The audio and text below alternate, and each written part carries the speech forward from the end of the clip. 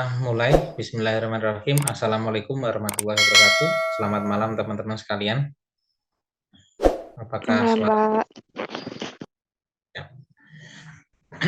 Alhamdulillahirrahmanirrahim. Hari ini kita bisa berjumpa kembali dalam keadaan sehat walafiat. Sebelum kita mulai kegiatan hari ini, mari kita berdoa dulu. Berdoa, mulai.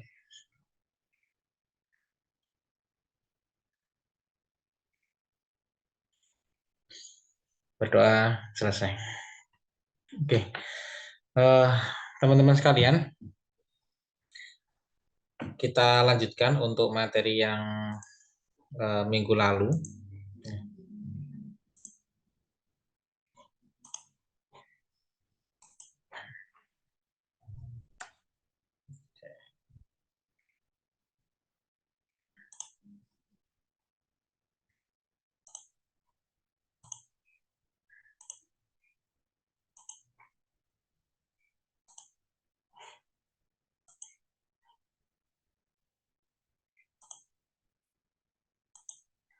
Oke.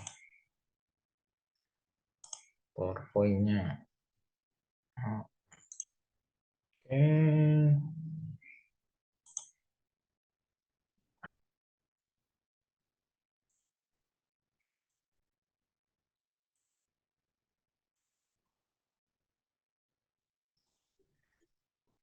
Oke. Jadi di minggu lalu kita telah belajar bagaimana posisi itu menentukan prestasi. Nah, hari ini kita akan membahas tentang strategi layout. Nah, jadi teman-teman sekalian, di dalam strategi layout, ya, itu ada istilah yang namanya tata letak atau layout. Ya. Itu merupakan suatu keputusan yang menentukan efisiensi sebuah operasi dalam jangka panjang. Ya. Jadi banyak dampak strategis yang terjadi dari hasil keputusan tentang layout, yang diantaranya adalah kapasitas, proses, fleksibilitas, biaya, kualitas, lingkungan kerja, kontak konsumen, dan juga citra perusahaan. Nah, jadi setelah kemarin kita memilih tempat ataupun lokasi, nah, saat ini adalah mendesain layout yang tepat untuk proses produksi ataupun pelayanan jasa. Layout yang efektif membantu perusahaan mencapai sebuah strategi yang menunjang strategi bisnis yang telah ditetapkan. Di antaranya adalah diferensiasi, biaya rendah maupun respon cepat. Nah, jadi ada 3 pilihan di sini, yaitu ketika kita membuat strategi layout, apakah itu berbeda dengan pesaing. Jadi ada pembeda di dalam layoutnya. Yang kedua, biayanya rendah. Jadi meminimalisir barang-barang yang tidak diperlukan di dalam perusahaan. Yang ketiga, apakah layout tersebut itu membuat respon cepat di dalam pelayanan maupun produksi. Dalam semua kasus yang terjadi, layout seharusnya mempertimbangkan bagaimana cara mencapainya. Yang pertama adalah pemanfaatan lebih tinggi atas ruang, fasilitas, dan tenaga kerja. Banyak kita lihat di perusahaan-perusahaan itu untuk counternya itu adalah kecil, tetapi kelihatan besar. Kenapa demikian? Karena ada layout yang membuat mereka dalam tanda kutip itu kelihatan lebih besar. Contohnya adalah dengan memberikan kaca, itu juga termasuk salah satu cara untuk membuat biar lebih terlihat besar. Nah, seperti itu. Dan juga poinnya di sini adalah bagaimana memanfaatkan ruang yang ada agar ruang tersebut lebih efektif dan efisien di dalam penggunaannya. Yang kedua adalah perbaikan aliran informasi barang atau tenaga kerja. Nah, selain membuat atau mendesain layout tata letak dari tempat itu pun juga adalah bagaimana ketika alur informasi ataupun alur barang itu lebih efektif juga. Jadi alurnya itu mudah. Nah, contohnya ketika di dalam satu pabrik, ya, satu perusahaan itu barang datang itu masuk kemana dulu? Oh, ternyata harus dimasukkan ke gudang dulu untuk penerimaan, untuk pengecekan kualitas bahan baku. Nah, seperti itu.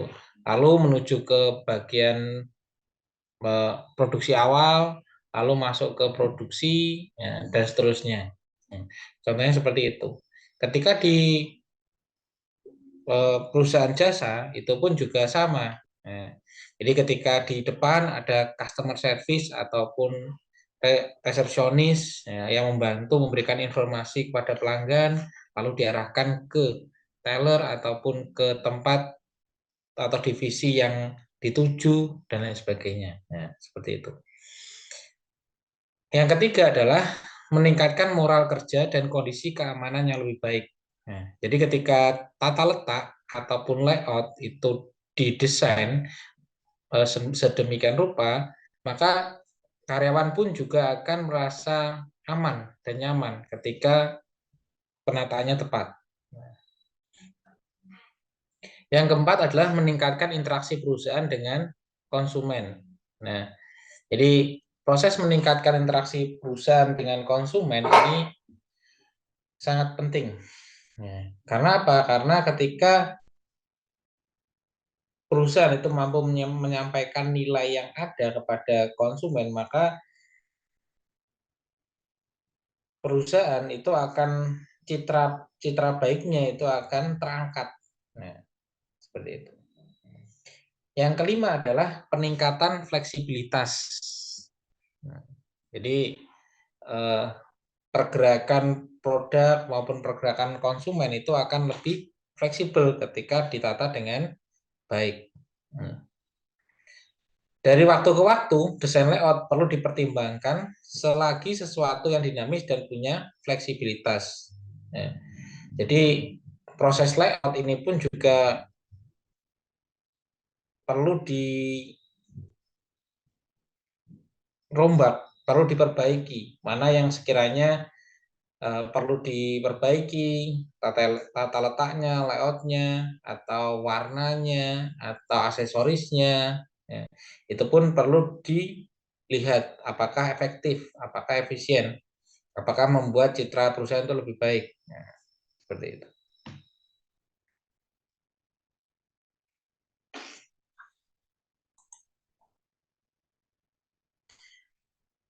Tipe-tipe layout, ada 6 pendekatan layout.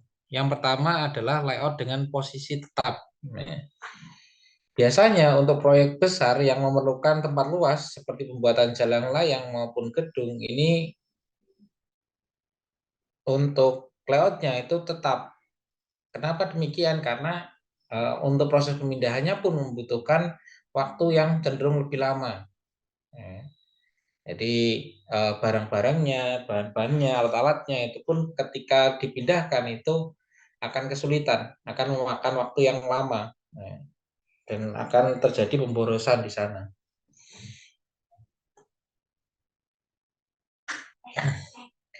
Yang kedua adalah layout berorientasi pada proses. Ya. Untuk produksi dengan volume rendah dan variasi tinggi disebut juga dengan job shop. Ya. Jadi jenis layout yang berorientasi pada proses ini lebih ke pembuatan divisi-divisi. Ya. Jadi bagian per bagian itu dikerjakan sendiri-sendiri. Ya.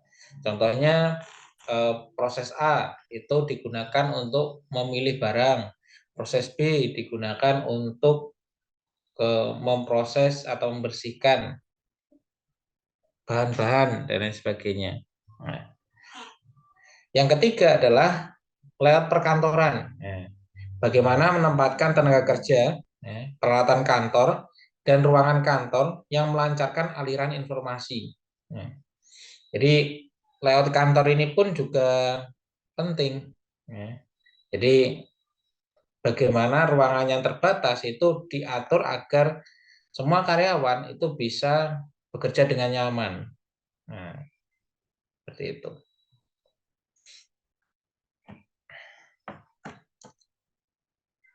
Nah, yang keempat adalah retail layout. Nah, jadi penempatan rak dan pemberian tanggapan atas perilaku konsumen. Nah, jadi di mini market atau di supermarket tentunya ada penataan. Ya. Penataan ketika pelanggan masuk itu disambut di depan kasir, lalu di depan kasir itu ada promo, ya, itu pun memberikan stimulus kepada konsumen untuk membeli barang-barang diskon tersebut. Nah, jadi penataan itu membuat konsumen itu tergugah untuk membeli lebih banyak daripada yang diharapkan. Nah, yang kelima adalah lewat gudang, ya, mengefisiensikan ruang penyimpanan dan sistem penanganan bahan dengan memperhatikan kelebihan dan kekurangannya. Ya. Jadi di gudang pun juga ditata, ya, agar agar perusahaan mudah untuk melihat atau menata, ya, mana produk yang expirednya lama atau expirednya yang akan tercapai dan lain sebagainya. Ya. Jadi untuk penataan di gudang pun juga disesuaikan dengan kebutuhan, ya. First in, first out. Ya. Jadi yang pertama,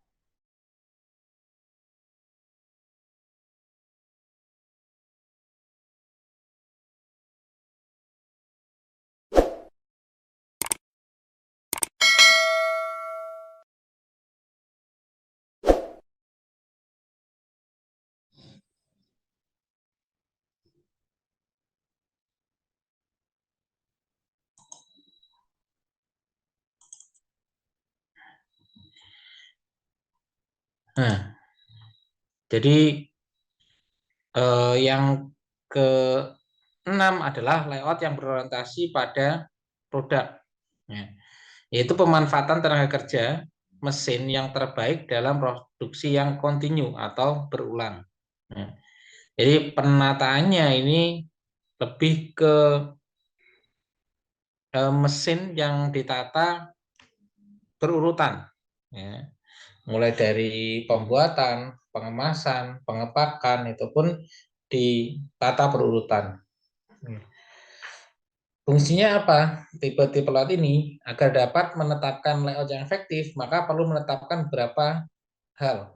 Yang pertama adalah peralatan penanganan bahan. Nah, jadi kita harus tahu untuk peralatan apa saja yang memang digunakan untuk penanganan bahan-bahan. Nah, yang kedua adalah kapasitas dan persyaratan luas ruangan. Nah, jadi selain alat-alat apa saja yang dibutuhkan, yang kedua adalah seberapa besar eh, luas ruangan yang harus disiapkan. Nah, yang ketiga adalah lingkungan hidup dan estetika. Nah, jadi selain bangunan itu juga adalah bagaimana ketika proses produksi itu berdampak terhadap lingkungan, maka harus ditata dengan baik. Nah, yang keempat adalah aliran informasi. Nah, jadi yang namanya perusahaan itu tentunya punya yang namanya flowchart, ya, atau diagram alir. Nah, salah satu yang membuat diagram alir itu bekerja adalah layoutnya. Jadi ketika dari gudang A, gudang B, gudang C, atau aliran informasinya menjadi lebih mudah, nah, dan lain sebagainya. Yang kelima adalah biaya perpindahan antar wilayah kerja yang berbeda. Nah, jadi ini pun juga dihitung untuk biaya perpindahannya. Ya. Jadi biaya perpindahan dari satu tempat ke tempat yang lain itu perlu dihitung. Kalau skalanya kecil itu pun tidak terlalu berpengaruh, tetapi kalau skalanya besar dan itu kontinu dilakukan terus-menerus, maka itu akan berpengaruh terhadap pendapatan perusahaan.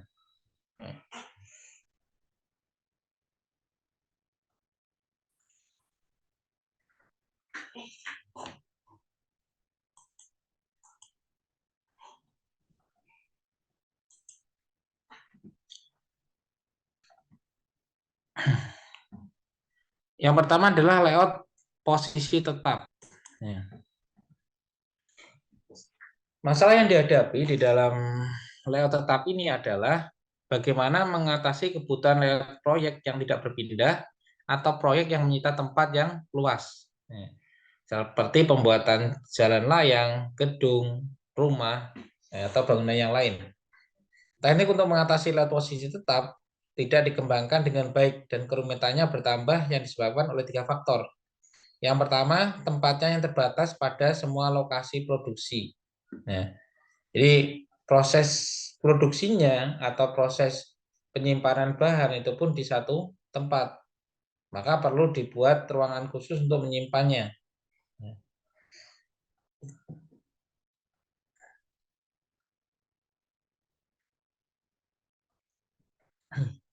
Yang kedua adalah setiap tahapan berbeda pada proses produksi dan kebutuhan bahan, sehingga banyak hal yang menjadi penting sejalan dengan perkembangan proyek. Nah, jadi di dalam sebuah proyek tentunya untuk prosesnya itu akan berkembang atau bertahap. Contohnya kalau membangun gedung, mulai dari membuat pondasi, membuat pondasi itu pun bahan yang dibutuhkan adalah berbeda dengan ketika pondasi sudah berdiri. Yang ketiga adalah volume bahan yang dibutuhkan sangat dinamis.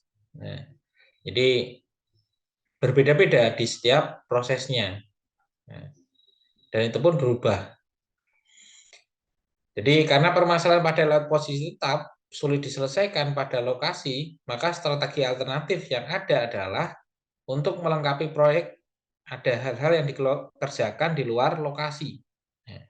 Misalnya pada proyek pembuatan jalan layang, maka pembuatan konstruksi besinya dilakukan di luar lokasi.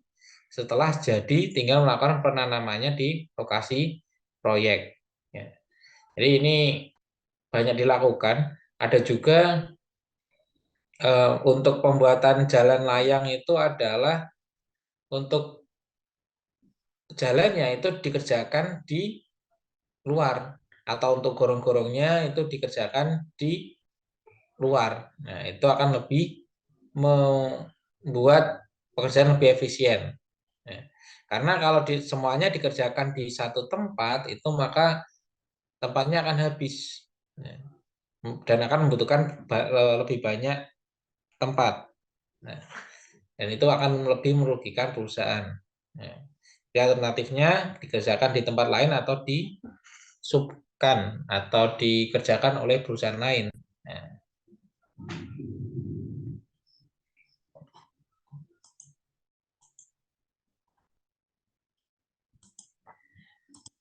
berikutnya yang kedua adalah layout yang berorientasi pada proses.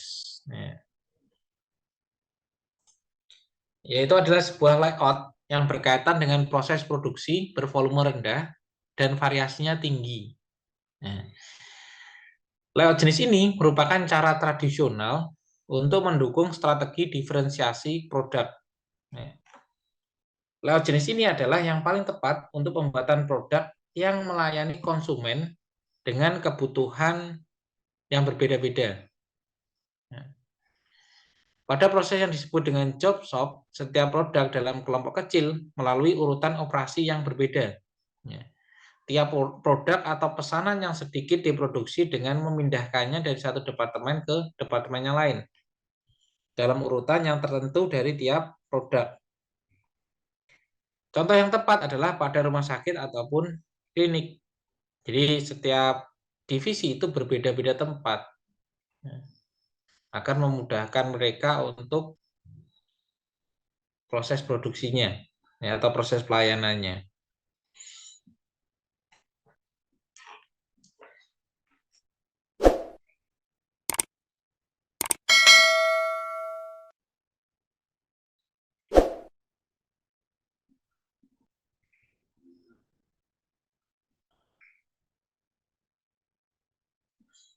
Nah,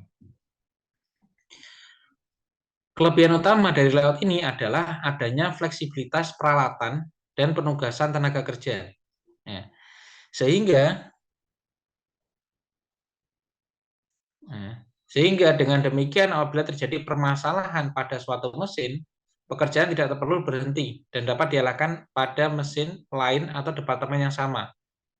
Layout ini juga sangat baik diterapkan pada produksi komponen dalam batch kecil atau disebut dengan job lot, dan untuk produksi komponen dalam ukuran dan bentuk yang berbeda. Nah, jadi ketika variasinya tinggi, contohnya adalah ketika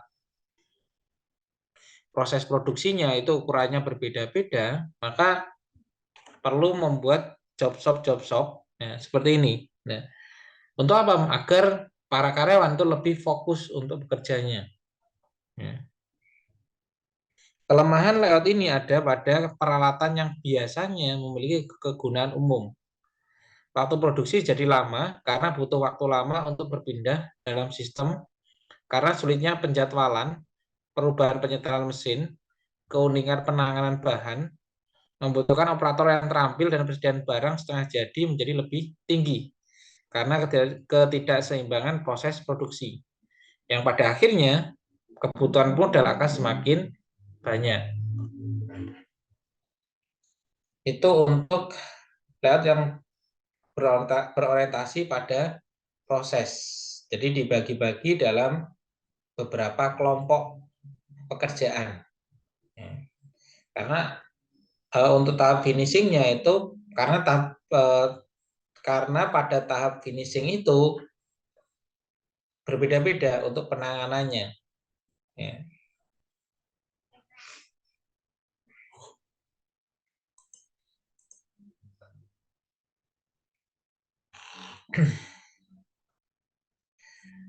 Berikutnya adalah layout perkantoran atau office layout. Hal yang membedakan antara layout kantor dan pabrik adalah pada kepentingan informasi. Namun demikian, pada beberapa lingkungan kantor, produksi sangat tergantung pada aliran bahan. Cara penyelesaian layout kantor adalah menggunakan analisa diagram hubungan atau relationship chart. Contohnya adalah di dalam suatu kantor memiliki 9 ruangan, yaitu untuk direktur, direktur teknologi, ruang para insinyur, sekretaris, pintu masuk kantor, pusat arsip, lemari peralatan, peralatan fotokopi, dan juga gudang. Nah, ini pun bisa ditata dengan baik mana yang memiliki hubungan paling cepat. Nah, karena meskipun saat ini bisa menggunakan telepon, tetapi kita juga terkadang perlu langsung menemui atasan ataupun bawahan. Nah, seperti itu. Ataupun kita bisa mengambil dokumen di tempat yang mudah dijangkau. Nah.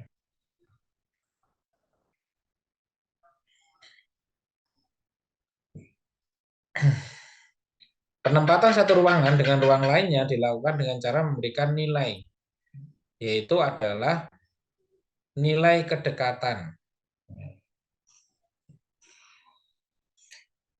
Yang pertama adalah nilai kedekatan absolutely necessary, ya, sangat perlu. Ya. Apakah antara satu divisi dengan divisi yang lain ini sangat perlu untuk bertemu. Ya. Yang kedua adalah especially important, ya, sangat penting. Ya. Apakah sangat penting antara satu divisi dengan divisi ini. Nah. Yang kedua adalah important, ya, penting. Yang keempat adalah ordinary okay atau boleh. Yang berikutnya unimportant atau tidak penting. atau X not desirable atau tidak perlu. Nah, jadi dari ruangan ini ya tentunya ketika ruangannya adalah contohnya pusat arsip.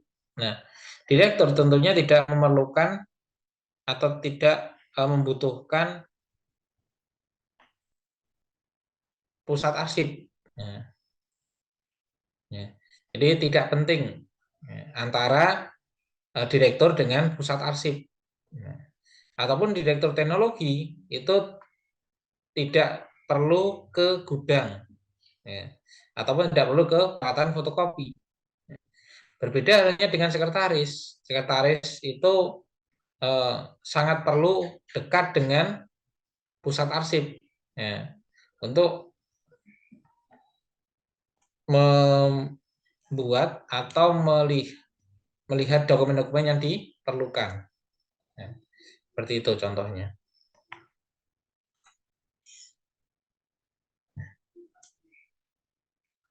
Pada layout ini ya, ada dua kecenderungan yang perlu diperhatikan, yaitu yang pertama teknologi seperti telepon seluler, pager, ya dulu ada pager, ada juga fax, ya, internet, laptop, ya, yang menyebabkan layout perkantoran menjadi makin fleksibel dengan memindahkan informasi secara elektronik. Ya. Yang dulunya ketika kita membutuhkan file, kita harus datang ke arsip, terus kita ambil, kita berikan pada pimpinan. Nah, saat ini pun ini lebih mudah, bisa berbagi sharing dengan Google Drive ataupun tempat penyimpanan di website kantor. Nah, itu pun juga bisa. Yang kedua adalah virtual company, ya, menciptakan kebutuhan dinamis akan ruang dan jasa. Kedua macam kecenderungan ini mengakibatkan kebutuhan karyawan lebih sedikit berada di kantor. Nah, jadi di era teknologi saat ini banyak perusahaan-perusahaan besar itu yang tidak mewajibkan karyawannya untuk pergi ke kantor. Nah, yang terpenting adalah pekerjaannya selesai, ya meskipun dikerjakan di rumah ataupun di tempat lain.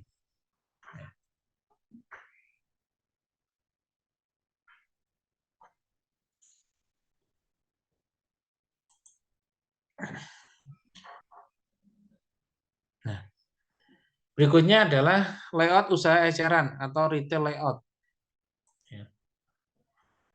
Jadi merupakan sebuah pendekatan yang berkaitan dengan aliran pengalokasian ruangan dan juga merespon pada perilaku konsumen. Ya. Layout ini didasarkan pada ide ya, bahwa penjualan dan keuntungan bervariasi kepada produk yang menarik perhatian konsumen. Sehingga banyak manajer retail mencoba untuk mempertontonkan produk kepada konsumen sebanyak mungkin. Jadi di satu minimarket atau supermarket itu sebisa mungkin stok di gudang itu sedikit. Sebisa mungkin semuanya itu terpajang di rak-rak. Ya. Jadi terlihat oleh konsumen.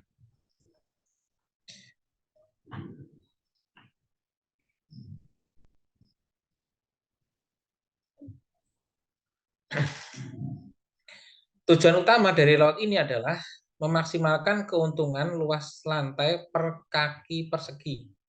Ya. Di samping itu ada juga konsep yang masih diperdebatkan, yaitu adalah biaya slotting, yaitu biaya yang dibayar produsen untuk menempatkan produk mereka pada rak di rantai retail atau supermarket. Nah, jadi ada konsep bahwasanya ketika produk teman-teman itu mau dipajang di kasir atau di bagian depan, maka teman-teman harus mengeluarkan uang lagi untuk melakukannya. Nah, itu pun dari segi keuntungan, ya, perusahaan retail itu akan mendapatkan keuntungan, tetapi bisa jadi ketika produknya itu tidak diminati itu juga sama saja. Nah, seperti itu.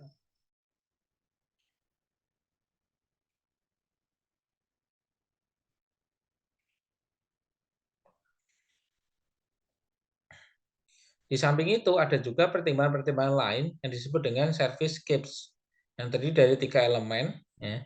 Yang pertama adalah kondisi yang berkenaan dengan lingkungan.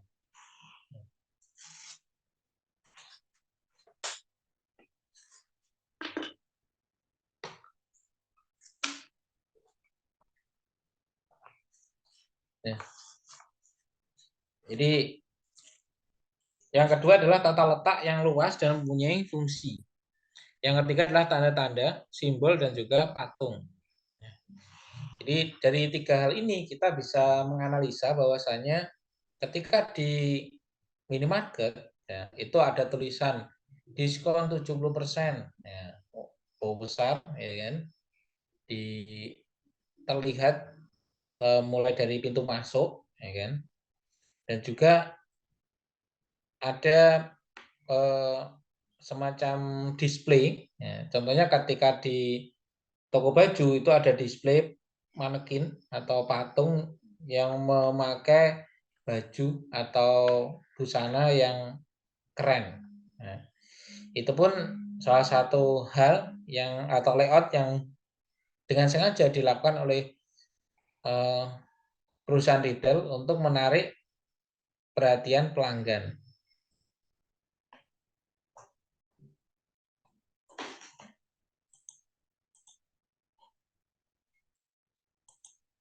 Nah, jadi ada beberapa ada 5 ide yang dimanfaatkan dalam pengaturan toko. Nah, yang pertama adalah tempatkan barang-barang yang sering dibeli di sekitar batas luar toko. Nah, jadi kita sering ketika kita contohnya adalah di minimarket, nah, di depan itu selalu ada air minum ataupun LPG contohnya seperti itu. Nah, itu adalah barang-barang yang sering dikonsumsi. Jadi ada juga barang-barang kebutuhan pokok itu yang ketika masuk kita sudah disuguhi dengan itu. Nah, atau juga barang-barang yang sedang promo atau lagi diskon itu pun juga dipajang di pintu masuk. Yang kedua adalah gunakan lokasi yang strategis untuk produk yang menarik dan mempunyai nilai keuntungan besar, ya, seperti kosmetika dan juga aksesoris. Maka kita sering melihat di minimarket untuk kosmetik atau aksesoris itu berada di sebelahnya kasir. Nah, untuk apa ya? Untuk agar konsumen itu tertarik dengan produk-produk itu. Nah, yang ketiga adalah distribusikan produk kuat, yaitu yang menjadi alasan utama para pengunjung berbelanja. Ya. Pada kedua sisi lorong dan letakkan secara tersebar untuk bisa dilihat lebih banyak konsumen. Ya. Contoh produk kuat itu adalah sembako, ya, sembako yang seperti gula, seperti beras, itu pun juga salah satu produk kuat yang menjadi alasan orang pergi ke minimarket. Nah, yang keempat, gunakan lokasi ujung lorong karena memiliki tingkat pertontonan yang tinggi. Nah, jadi kita bisa menggunakan lorong untuk benar-benar menjadi fokus dari konsumen. Yang kelima adalah sampaikan misi toko dengan memilih posisi yang menjadi penghentian pertama bagi konsumen. Nah, jadi sebuah toko retail tentunya juga ingin dilihat sebagai toko yang murah. Nah, maka mereka display barang-barang diskon di depan pintu masuk. Nah, contohnya seperti itu.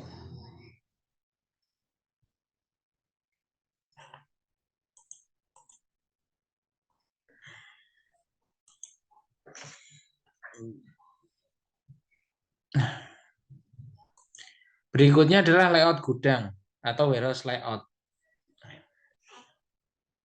Jadi merupakan sebuah desain ya, yang mencoba meminimalkan biaya total dengan mencapai paduan yang terbaik antara luas ruang dan penanganan bahan. Manajemen bertugas memaksimalkan tiap unit luas gudang, yaitu dengan memanfaatkan volume penuhnya sambil mempertahankan biaya penanganan bahan yang rendah. Yang mana biaya penanganan bahan adalah biaya-biaya yang berkaitan dengan transportasi barang yang masuk, penyimpanan, dan bahan keluar. Yang meliputi peralatan, tenaga kerja, bahan, biaya, pengawasan, asuransi, dan penyusutan. Jadi di dalam layout gudang yang efektif meminimalkan kerusakan bahan di gudang. Saat ini di era modern saat ini manajemen gudang yang modern merupakan suatu prosedur yang otomatis yang menggunakan ASRS, ya, Automated Direct Retrieval System.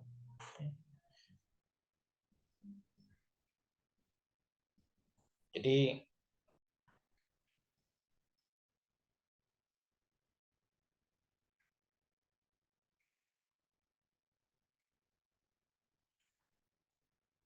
ASRS ini harapannya adalah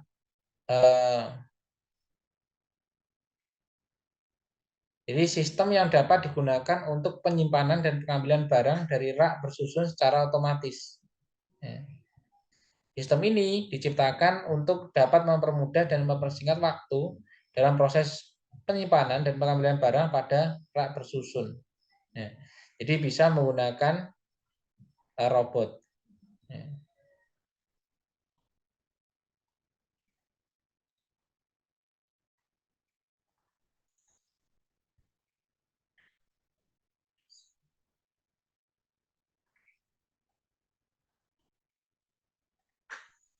Ada 3 konsep yang dikenal dalam layout gudang, yaitu ada yang namanya cross docking. Jadi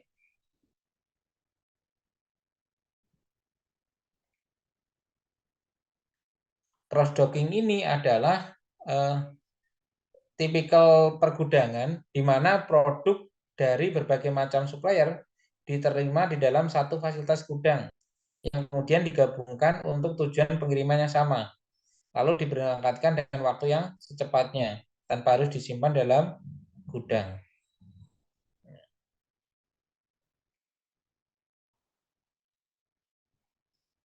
Jadi prakteknya dalam manajemen logistik, ya, di mana produk yang baru dibongkar dan diturunkan dari kendaraan pengirim langsung disortir lalu dimuat kembali ke dalam kendaraan lain yang telah menunggu. Kendaraan inilah yang akan mengangkut produk ke tujuan selanjutnya. Ya. Ini sistem ini dilakukan oleh ekspedisi itu dilakukan langsung seperti itu. Ya.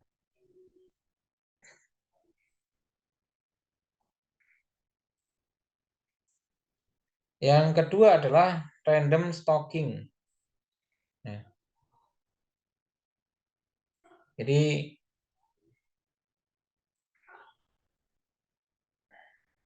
random stocking ini adalah penempatan unit atau produk dimanapun dalam gudang yang terbuka untuk digunakan. Tetapi biasanya itu diberikan barcode ya, untuk mengerjakan identifikasi barang secara akurat dan cepat.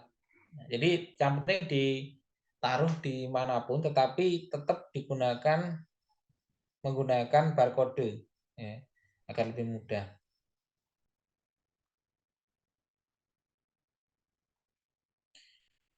Yang ketiga adalah customizing. Nah, ini bisa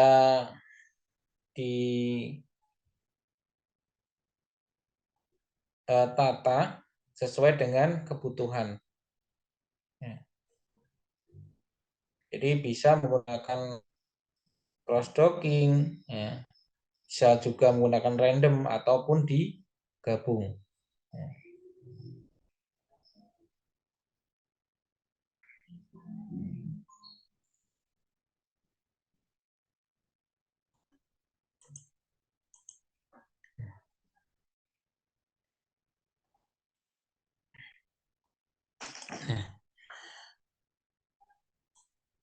Jadi cross docking adalah cara menghindari penempatan bahan atau pasokan dalam gudang dengan cara memproses secara langsung di saat diterima. Ya.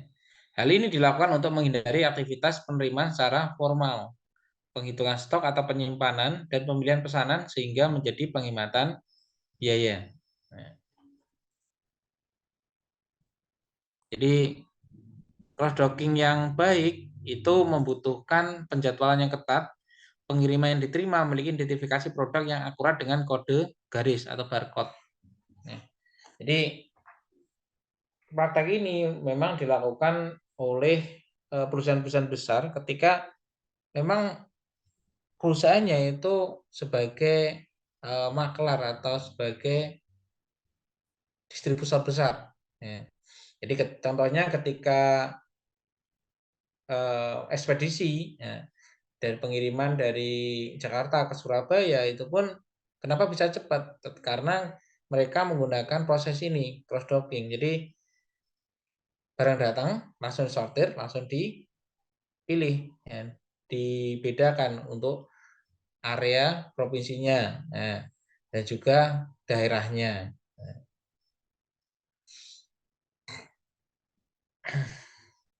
Yang kedua adalah random stocking. Ya, digunakan di gudang untuk menempatkan persediaan di mana terdapat lokasi yang terbuka. Ya.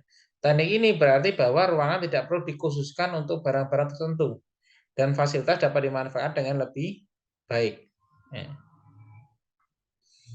Sistem ini jika terkomputerisasi maka akan meliputi tugas-tugas membuat daftar lokasi yang terbuka, membuat catatan persediaan sekarang secara akurat dan juga lokasinya, mengurutkan barang-barang dalam urutan tertentu untuk meminimalkan waktu perjalanan yang dibutuhkan untuk menjemput pesanan. Nah, memadukan pesanan untuk mengurangi waktu penjemputan, menugaskan barang atau sekumpulan barang tertentu pada wilayah gudang yang tertentu, sehingga jarak tempuh total dalam gudang dapat diminimalkan. Ya. Jadi saat ini pun ada banyak jasa pergudangan-pergudangan baik di Surabaya, di Jakarta, ya, maupun di Solo itu pun juga ada. Ya. Jadi kita bisa menitipkan ketika kita jualan online, kita bisa menitipkan ketika kita di daerah, contohnya di Madiun, nah, kita pengen mengirim dari Surabaya itu lebih mudah ketika kita titip di gudang, ya, akan meminimalisir biaya pengiriman. Nah, dan juga di dalam proses random stocking ini akan lebih mudah memang ketika menggunakan komputer. Kenapa? Karena ketika prosesnya itu di rak-rak atas, nah itu kan perlu adanya pencatatan yang akurat. Nah, untuk memudahkan pengambilan dan juga pencarian produk.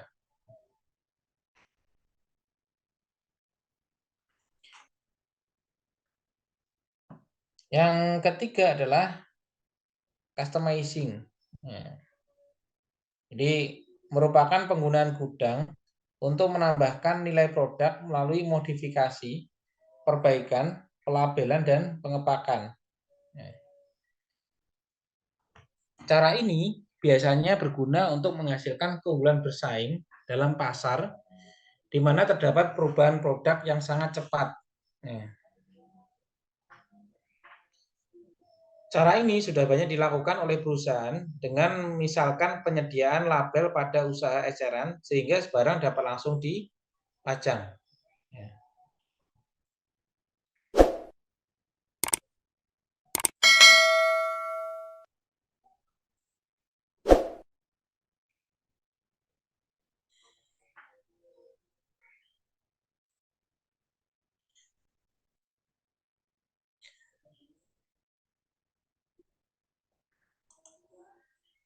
Berikutnya adalah layout yang berorientasi pada produk.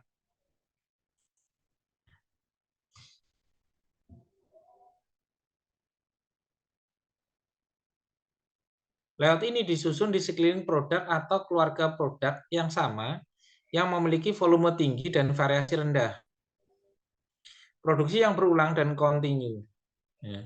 Jadi asumsi yang digunakan adalah yang pertama, volume yang ada itu mencukupi untuk pemanfaatan peralatan yang tinggi. Ya. Yang kedua, permintaan produk itu stabil. Yang ketiga, produk distandarisasi atau mendekati fase siklus hidupnya. Yang keempat, pasokan bahan baku dan komponen mencukupi dengan kualitas standar. Nah.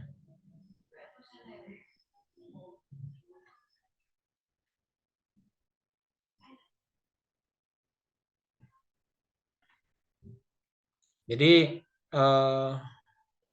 ketika perusahaan itu melakukan layout yang berorientasi pada produk, itu asumsinya ada 4 ini. Dalam layout ini ada 2 jenis. Yang pertama adalah lini pabrikasi. Membuat komponen seperti ban mobil. Lini ini dipacu oleh mesin dan membutuhkan perubahan mekanis dan rekayasa untuk membuat keseimbangan. Jadi produk di sini dimaksudkan adalah bukan barang yang jadi. Ya, maksudnya secara utuh, tapi bagian per bagian.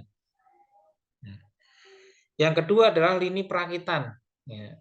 Meletakkan komponen yang dipabrikasi secara bersamaan pada sekumpulan stasiun kerja. Ya. Lini ini dipacu oleh tugas yang diberikan kepada tenaga kerja atau pada stasiun kerja. Ya. Jadi kalau di proses perakitan ini lebih mudah karena memang ini pun bisa dilakukan sistemasi bisnis ya, atau sistemasi proses. Ya.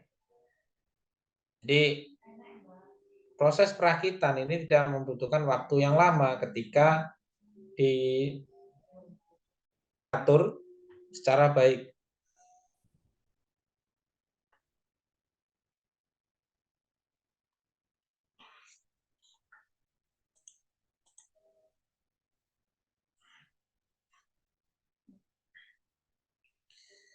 Keuntungan layout ini adalah yang pertama, biaya variabel per unit itu rendah, yang biasanya dikaitkan dengan produk yang terstandarisasi dan bervolume tinggi. Ya. Jadi ketika jenis layout ini digunakan ketika variasinya itu tidak banyak, ya, tetapi jumlahnya yang banyak. Yang kedua adalah biaya penanganan bahan rendah.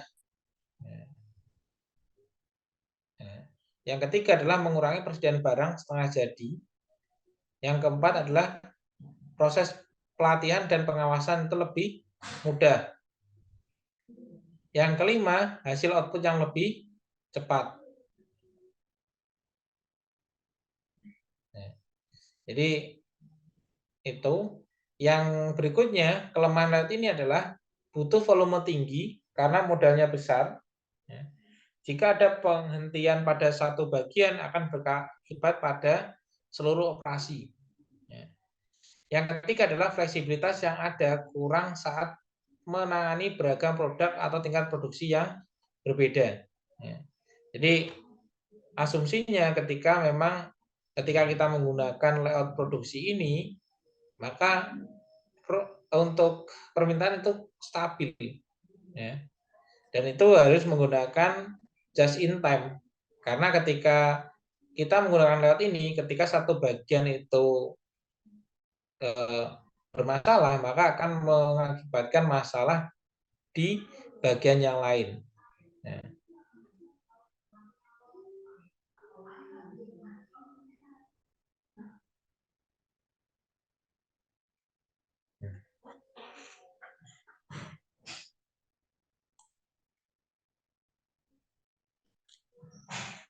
Konsep perhitungan untuk beberapa strategi adalah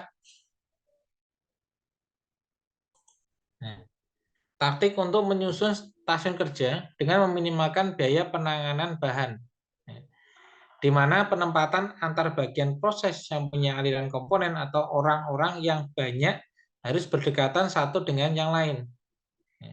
Untuk apa? Untuk melakukan efisiensi. Biaya yang dikeluarkan sangat bergantung pada jumlah muatan atau orang yang harus dipindah antar departemen selama beberapa waktu, dan biaya pemindahan muatan. Biaya diasumsikan sebagai sebuah fungsi jarak antar bagian. Tujuan fungsi ini adalah dinyatakan sebagai berikut. Ya. Biaya minimum itu adalah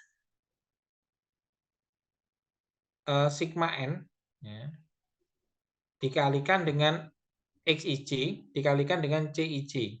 Ya. Di mana N adalah jumlah total stasiun kerja atau departemen, I dan J adalah masing-masing departemen, XIJ adalah jumlah beban yang dipindahkan antar bagian dari I ke J. CIJ adalah biaya untuk memindahkan beban antar bagian dari I ke J. Contoh konsepnya adalah seperti ini.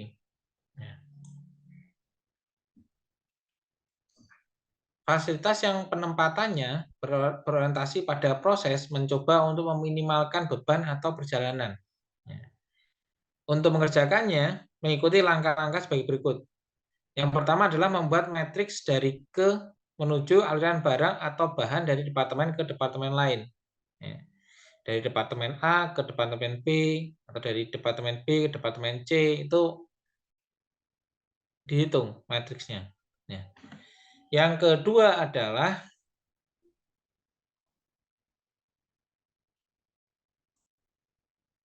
menentukan kebutuhan luas tiap bagian. Jadi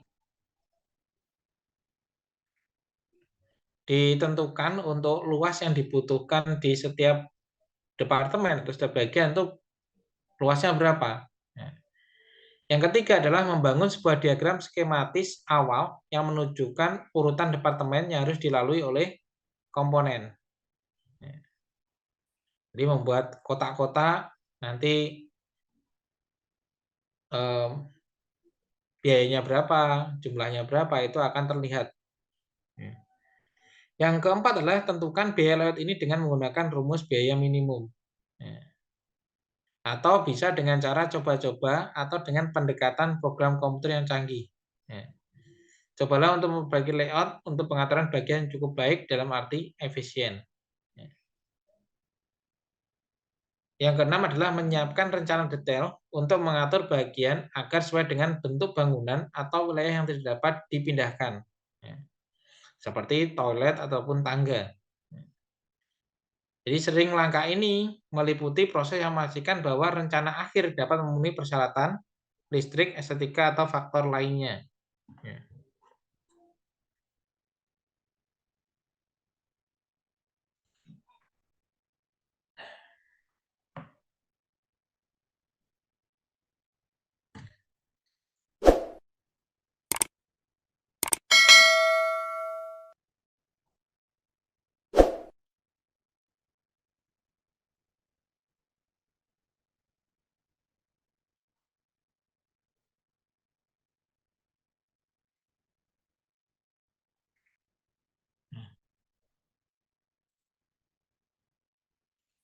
Contohnya adalah di sebuah perusahaan memiliki 6 departemen, di mana masing-masing ditempatkan pada ukuran ruang yang sama, dengan luas gedung sebesar 24 kali 12 meter persegi. Sehingga ukuran ruang masing-masing adalah 8 kali 6 meter persegi. Kita gunakan konsep minimize cost untuk layout berorientasi proses. Jadi apabila estimasinya matriks aliran prosesnya adalah sebagai berikut, ya, jadi dari departemen A ke departemen A itu pun tidak ada biaya ya. Kalau dari departemen A ke departemen B, ya, itu biayanya 50. Ya.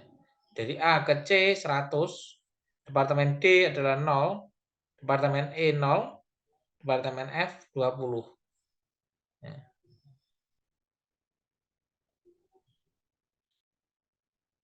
Ya.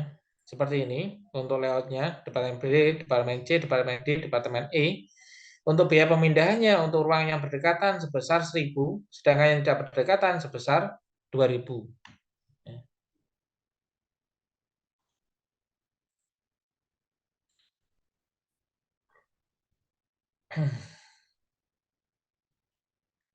Nah, jadi untuk layoutnya adalah seperti ini, teman-teman. Dari ruangan pertama itu diisi oleh departemen A, ruangan kedua diisi dengan B, ruangan ketiga C, ruangan keempat D, ruangan kelima E, ruangan keenam F. Maka akan menghasilkan bagian seperti ini, garis seperti ini. Jadi dari bagian dari departemen A ke departemen B itu 50, dari A ke C adalah 100. Ya. Dari B ke D adalah 50, dari B ke E adalah 10. Ya. Dari B ke C adalah 20. Dari C ke D adalah 30. Dari D ke E 50. Ya, dan lain sebagainya. Jadi ketika kita hitung adalah menghasilkan seperti ini, teman-teman.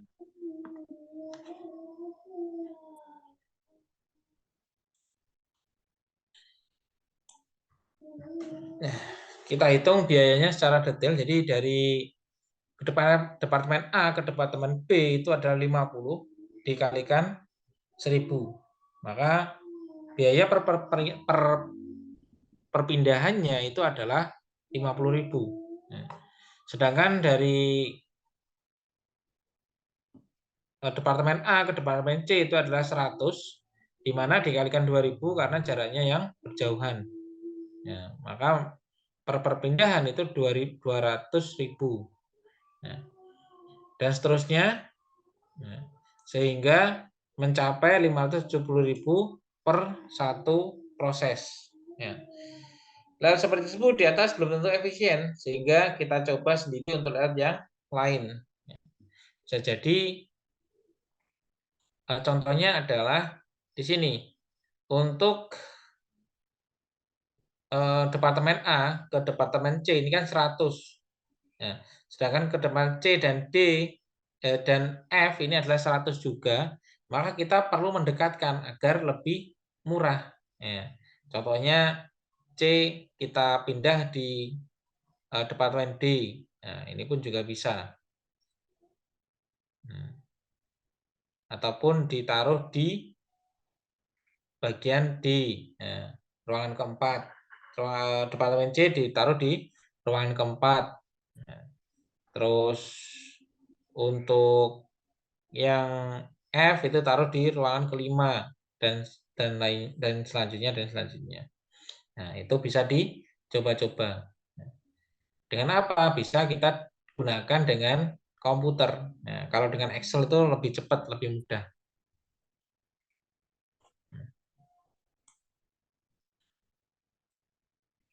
Hal-hal yang berkaitan dengan layout yang berorientasi dengan proses itu adalah yang pertama software komputer yang untuk layout berorientasi proses.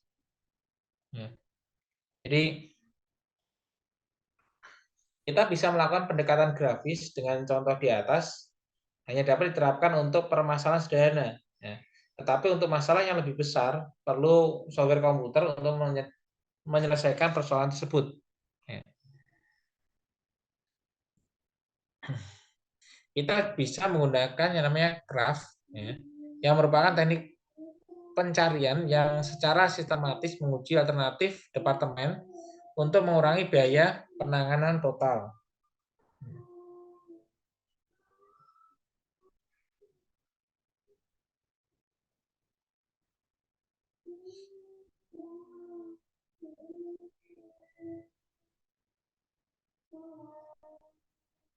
Nah, ada juga yang namanya adalah ALDEP.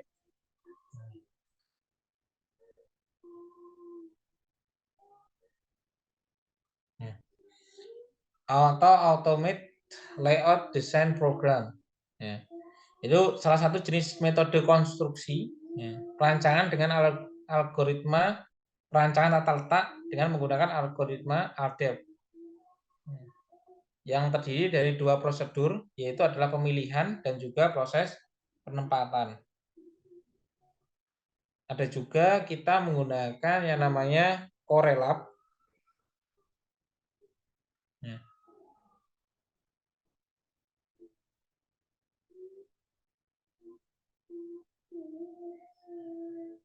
Yaitu kita bisa menggunakan metode konstruksi yang mengubah data kualitatif menjadi data kuantitatif, ya.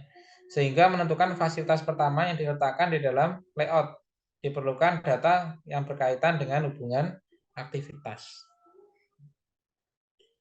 Atau kita juga bisa menggunakan factory flow yang digunakan untuk mengoptimalkan layout berdasarkan aliran bahan, frekuensi, dan biaya. Nah, jadi kita bisa menggunakan beberapa software yang disediakan oleh perusahaan. Yang kedua adalah sel kerja. Ya. Tujuan sel kerja adalah untuk mengatur ulang orang dan mesin yang biasanya tersebar pada departemen proses yang beraneka ragam dan suatu saat mengaturnya dalam kelompok kecil. Ya. Sehingga dapat berkonsentrasi dalam membuat satu produk atau beberapa produk yang saling berkaitan dalam kelompok kecil.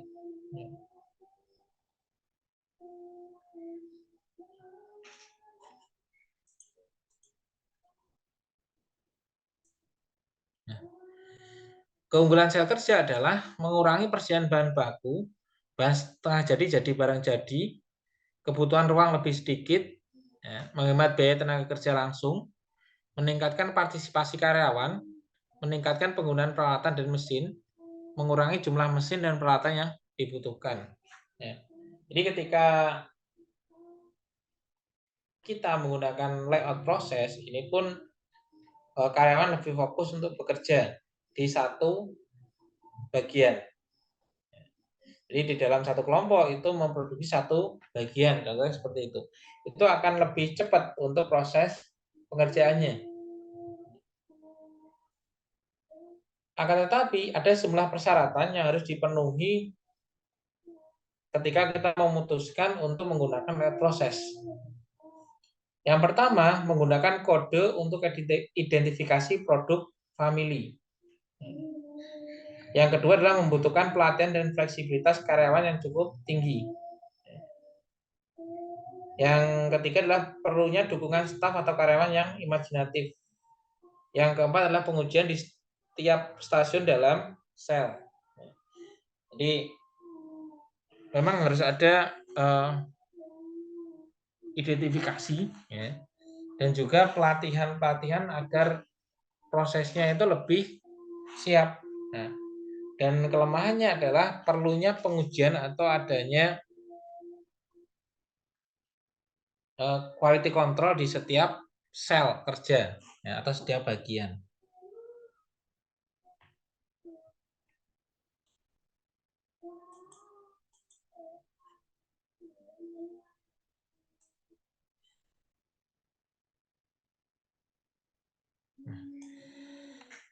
Cara sederhana yang biasa dilakukan untuk memperbaiki layout yang berorientasi proses dengan menggunakan sel kerja adalah contohnya memperbaiki layout dengan beralih pada konsep sel kerja. Ya. Jadi sebelum diperbaiki bentuk layout kita bentuk layout dua buah lingkaran, para pekerja berada dalam wilayah yang tertutup, tidak dapat meningkatkan output tanpa adanya pekerja ketiga. Setelah diperbaiki dengan layout berbentuk U, pekerja dapat saling membantu. Ya. Mungkin dapat ditambahkan pekerja ketiga. Yang kedua adalah sebelum diperbaiki bentuk layout lurus yang membuat proses penyeimbangan tugas menjadi sulit. Karena para pekerja tidak dapat membagi tugas secara merata. Setelah diperbaiki dengan bentuk setengah lingkaran, para pekerja mempunyai akses lebih baik. Jadi proses layout di dalam sel kerja ini pun juga ditata, ya, mana yang lebih efektif.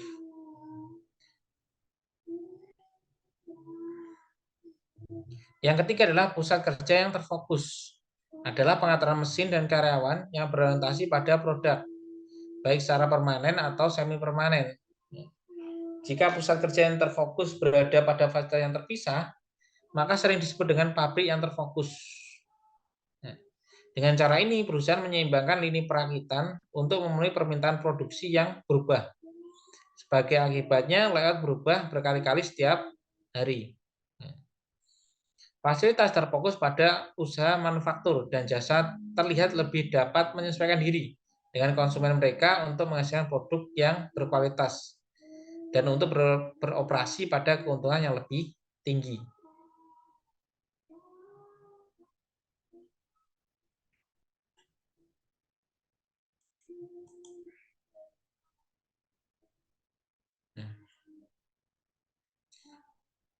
Layout yang berorientasi pada produk, konsep perhitungannya pada layout ini adalah penyeimbangan lini perakitan, yaitu meminimalkan ketidakseimbangan antara mesin dan tenaga kerja dan memenuhi output yang dibutuhkan dari lini perakitan. Cara kerjanya adalah yang pertama, hitung unit yang dibutuhkan per hari atau tingkat permintaan atau tingkat produksi dan dibagi menjadi waktu produksi yang tersedia per hari dalam menit atau detik. Operasi ini memberikan siklus waktu, yaitu waktu maksimal di mana produk dapat tersedia pada stasiun kerja. Waktu siklusnya, waktu produksi yang tersedia per hari dibagi dengan unit yang diproduksi per hari. Hitung jumlah stasiun kerja minimal secara teoritis. Jumlah stasiun kerja minimum adalah sigma waktu pengerjaan tugas I dibagi waktu siklus. Kita seimbangkan lini perakitan dengan memberikan tugas perakitan tertentu pada setiap stasiun kerja. Keseimbangan yang efisien adalah yang dapat melengkapi perakitan yang dibutuhkan, yang mengikuti urutan yang telah ditentukan, dan menjaga waktu kosong pada setiap stasiun kerja menjadi minimal. Untuk prosedur formalnya adalah identifikasi tugas utamanya. Jadi dibagi mana tugas utama yang diperlukan, mana yang tidak. Yang kedua adalah hilangkan tugas yang telah diberikan pada stasiun kerja yang tertentu. Yang ketiga adalah hilangkan tugas yang memiliki hubungan prioritas yang tidak dapat dipenuhi. Yang keempat, hilangkan tugas-tugas yang tidak cukup waktunya untuk dilaksanakan pada stasiun kerja. Gunakan konsep heuristik penyeimbang untuk mencari solusi optimal. Yang terakhir adalah hitung efisiensi dengan rumus waktu pengerjaan tugas dibagi jumlah stasiun kerja aktual dikali waktu siklus dikali 100%. Contohnya adalah data dari sebuah lini perakitan adalah sebagai berikut. Tugas A itu adalah dalam waktu 10 menit. Tugas yang harus diikuti tidak ada. Dari B itu adalah 11 menit. Tugas yang harus mengikuti tugas berikutnya adalah B. A, ya kan? Untuk yang C itu adalah 5. Tugas yang diikuti adalah B. D adalah 4. Tugas yang harus diikuti adalah B. Kenapa ini dilakukan? Untuk menyesuaikan waktu itu adalah waktu yang dihabiskan. Jadi harus menggunakan 2. Kalau E itu adalah 12, tugas yang mengikuti adalah A. Untuk yang F adalah 3, yang harus mengikuti adalah C dan D. Untuk G itu adalah 7, yang mengikuti adalah F. H adalah 11, yang mengikuti adalah E. I adalah 3, yang mengikuti adalah G dan H.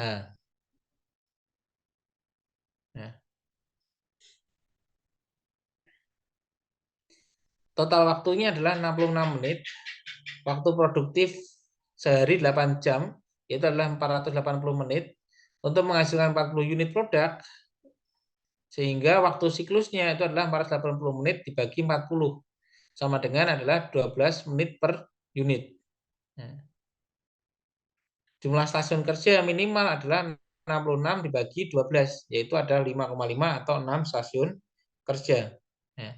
Jadi ini bisa dimampatkan yang tadinya 10 stasiun kerja bisa dijadikan menjadi 6 stasiun kerja.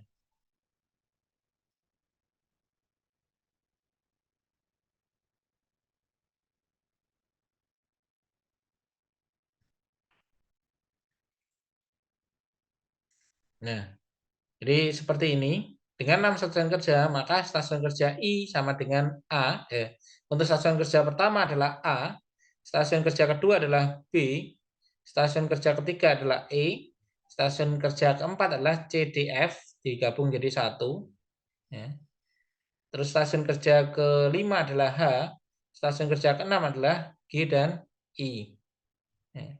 Maka untuk efisien waktunya adalah 66 menit dibagi dengan 6 stasiun dikali 12, maka dikali dengan 100%, maka efektivitasnya adalah 91,7%. Itu contoh perhitungan di dalam proses produksi.